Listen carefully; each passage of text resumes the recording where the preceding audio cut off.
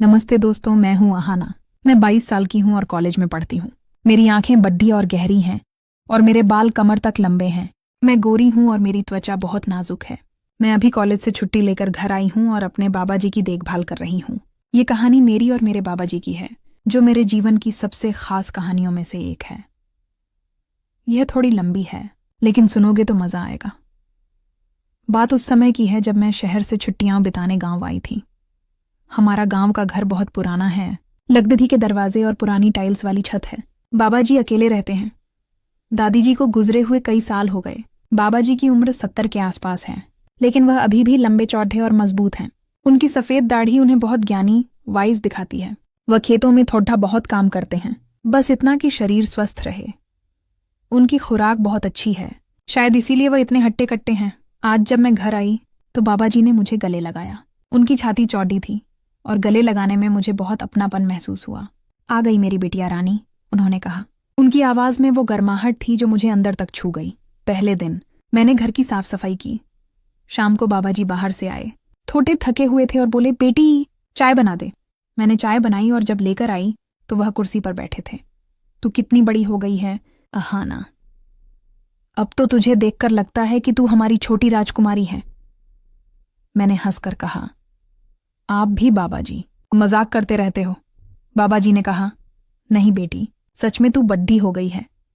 अब तो तेरे लिए अच्छा लड़का देखना पड़ेगा शादी के लिए। मैं शर्मा गई और हंसकर वहां से चली गई।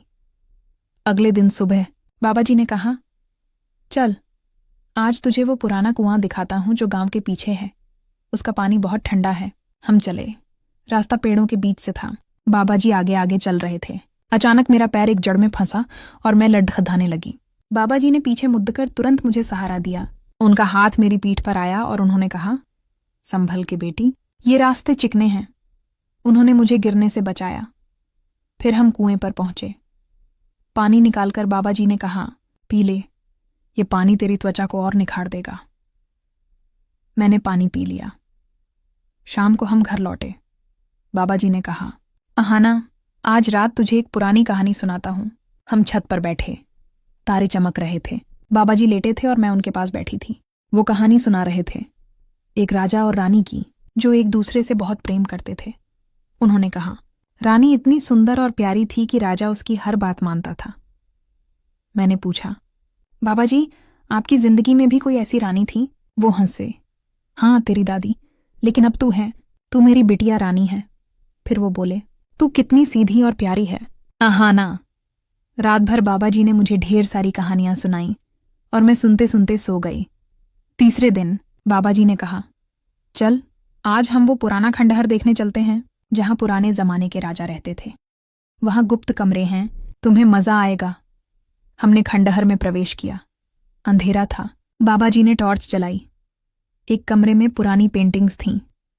बाबा जी बोले, देख, ये राजा अपनी रानी से कितना प्रेम करता था। फिर एक कोने में मैं फिर फिसल गई। बाबा जी ने फिर मुझे तुरंत पकड़ा और गिरने से बचाया। बेटी, तुम्हें यहां संभल कर चलना होगा, तुम्हें चोट लग सकती है। घर लौटकर बाबा जी थक गए थे। मैंने कहा, बाबा जी, क्या मैं आपकी मालिश कर दूं? पीठ दुख रही होगी, वो बोले। हाँ, कर दे। मैंने तेल लगाया और उनकी पीठ पर धीरे धीरे मालिश की। उनकी त्वचा थोड़ी खुरदरी थी, लेकिन मजबूत। वह बोले, तेरे हाथ कितने नरम हैं अहाना, बहुत आराम मिल रहा है। मालिश करते करते वह सो गए। आगे की कहानी में रहस्य और गहरा होता है। तबे दिन की रात थी। गांव में गहरा सन्नाटा पसरा हुआ था। बाबा जी ने मुझे घर के पीछे वाले पुराने आंगन में बुलाया, जहां एक विशाल बरगद का पेड़ था। उनके हाथ में एक पुराना जंग लगा लोहे का संदूक था। अहाना बेटी, उनकी आवाज गंभीर थी, इतने दिन मैंने तुझे बहुत कुछ दिखाया, लेकिन आज जो बताऊंगा वो हमारी 7 पीढ़ियों का राज है। मेरा दिल तेजी से धड़कने लगा। मैंने बाबा जी के जवान दिखने की वजह, उनकी अकेली जिंदगी और हर बार मुझे पुरानी जगहों पर ले जाने के पीछे का राज जानने की कोशिश की। बाबा जी ने संदूक खोला। अंदर एक काला कपड्ढा था, जिसके नीचे एक पुराना चमकता हुआ ताबीज था, जिसमें एक लाल पत्थर जड्डा था। यह ताबीज, बाबा जी ने फुसफुसाते हुए कहा, हमारे खानदान का सबसे बद्धा राज है। ये पहनने वाले को एक खास शक्ति देता है। क्या शक्ति बाबा जी? मैंने पूछा। यह ताबीज गांव के नीचे उस पुराने कुएं के पास एक गुप्त रास्ता खोलता है। वो रास्ता ले जाता है एक ऐसी जगह जहां कोई बूढ़ा नहीं होता। उन्होंने धीरे से कहा, क्या यह बाबा जी के जवान दिखने का राज था? बाबा जी ने ताबीज मेरे हाथ में रखा। वह बहुत ठंडा था। इस ताबीज को पहनने से पहले तुझे एक कसम खानी होगी। अगर तूने कसम तोड़ी तो। वह रुक गए। अचानक तेज हवा चली। बरगद के पेड्डड से एक अजीब सी आवाज आई, जैसे कोई पुराना रहस्य जाग रहा हो। मैं डर के मारे पीछे हटी। बाबा जी, ये क्या है? वह मुस्कुराए। अहाना, तूने मुझ पर भरोसा किया है ना? अब आखिरी परीक्षा है। इस ताबीज को पहन और मेरे साथ उस गुप्त रास्ते पर चल। यह जगह तेरी दादी से जुड़ी है। उन्होंने भी इसे चुना था। मैंने ताबीज को छुआ और अचानक मेरे सामने एक धुंधली सी तस्वीर उभरी।